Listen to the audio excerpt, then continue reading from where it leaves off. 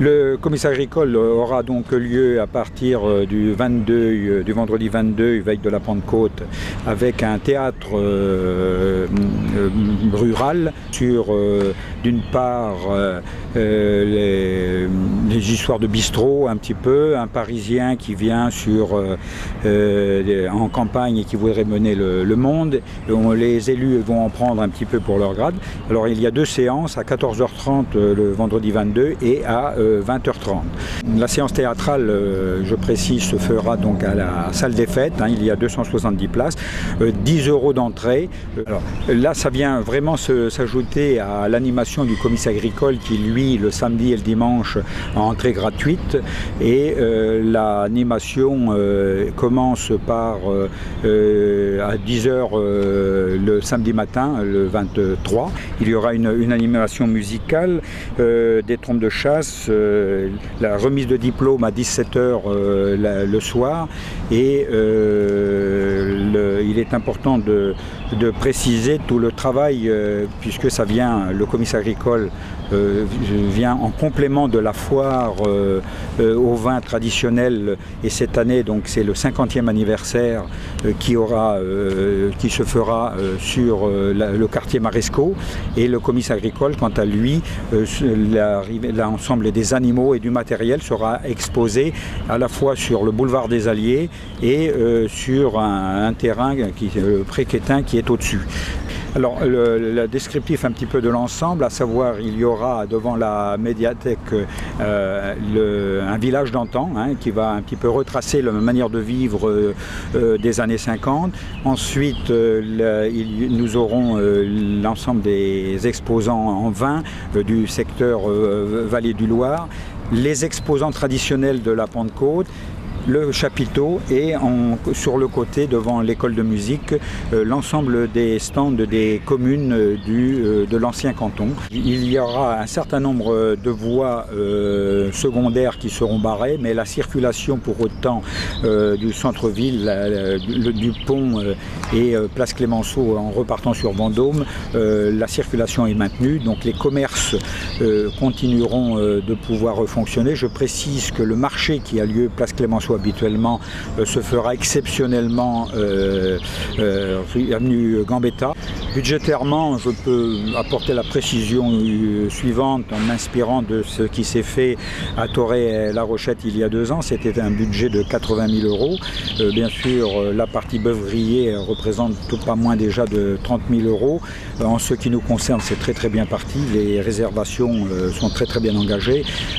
Pour pouvoir démarrer, il y avait déjà un premier impératif, et là c'est la communauté de communes qui a apporté son soutien à hauteur de 28 000 €, et il est évident que Montoire, compte tenu des difficultés rencontrées financièrement actuellement, n'aurait pas pu se lancer, et je tiens d'ailleurs à remercier 2 fois plutôt qu'une l'ensemble de mes collègues conseillers communautaires qui ont accepté d'apporter ces soutiens. Il y a aussi une aide côté conseil départemental, et puis ensuite le financement se fait par à la fois les buvettes, la restauration et puis quelques autres petits éléments secondaires.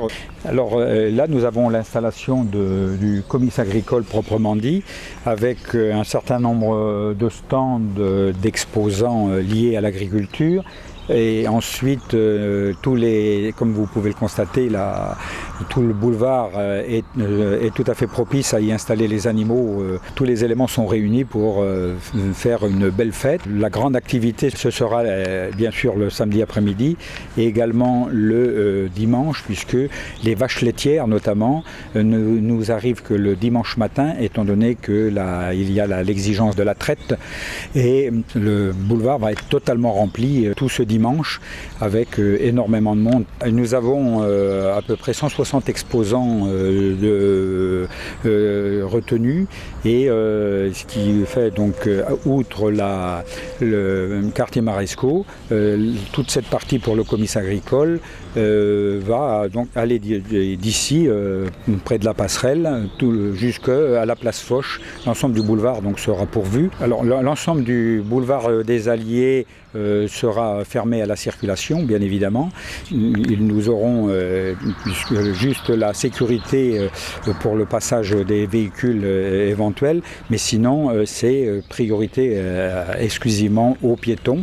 Et le boulevard des Alliés, la rue Saint-Laurent et le début de la rue du Général de Gaulle seront donc fermés à la circulation. Rue Saint-Laurent, nous aurons également les vieilles voitures ainsi que les tracteurs anciens. Et ensuite, à suivre, place du Pré-Quétin, il y a la partie gros matériel et les gros animaux également. Il conviendrait de préciser, pour ne rien oublier, qu'il y a le dimanche l'inauguration avec les officiels à 10h.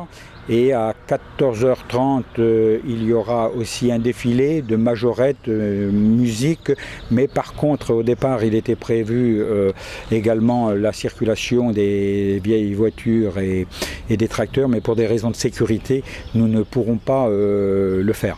Donc face au Pré-Quétin, boulevard des Alliés, les piétons pourront sans aucun problème rentrer dans le parc de l'hôpital. Là, il y aura toute la partie produits régionaux. Et les gens pourront déguster. Et l'autre point important, une buvette sera située là-bas. Nous en avons une ici derrière moi, à ce bout donc, du boulevard des Alliés, et une troisième à côté du chapiteau sur le quartier Marescot. Nous avons dû faire appel, et là ça n'a pas une mince affaire, à pas moins de 150 bénévoles pour assurer et le montage des stands et pendant la fête par elle-même pour tenir l'ensemble des buvettes de restauration et bien sûr ensuite le démontage et avant, je précise aussi, une trentaine de personnes sur les différents lieux de stationnement pour pouvoir gérer sans trop de problèmes la circulation. Donc évidemment les personnes seront amenées à marcher tout de même beaucoup, ne serait-ce que déjà du stationnement au centre-ville dans certains cas. Ma foi, le conseil, il vaut mieux prendre des chaussures souples et de marche, ce sera plus facile. Tout un chacun sera le bienvenu parce que c'est avant tout une fête rurale et populaire.